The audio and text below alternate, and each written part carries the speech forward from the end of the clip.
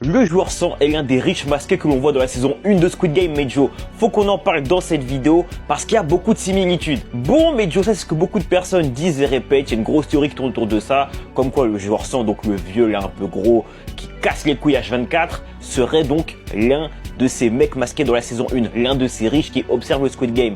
Et clairement, pour moi, non, pour moi c'est un grand nom même. La première chose qui me fait dire ça, c'est que bon, c'est pas parce qu'il est riche en dehors du Squid Game qu'il est forcément l'un de ces gars-là. Genre, ouais, bon, tu peux être riche sans être ultra riche au point d'observer le Squid Game, tu vois ce que je veux dire? Vu que là on parle de l'élite mondiale, on parle sûrement du top 0,0001% des gens les plus riches au monde. Genre c'est vraiment des gens qui sont ultra riches, des milliardaires. Et c'est justement ce qui m'amène sur mon second point. Les gars, le Boog, le joueur 100, est riche.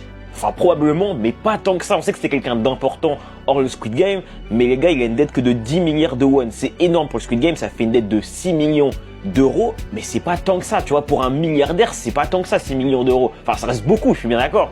Mais il n'est pas assez riche pour être l'un de ces gars. Vous voyez ce que je veux dire ou pas? Donc clairement les frères, hein, pour moi le joueur 100 n'est pas du tout l'un de ces gars en costume, n'est pas du tout l'un de ces gars en masque. Loin de là, c'est juste un gars qui était peut-être important en Corée, qui est peut-être une entreprise ou je ne sais quoi, mais c'est pas un multimilliardaire. Je sais même pas s'il est vraiment millionnaire au final. Il est peut-être riche, mais je sais même pas s'il est vraiment millionnaire.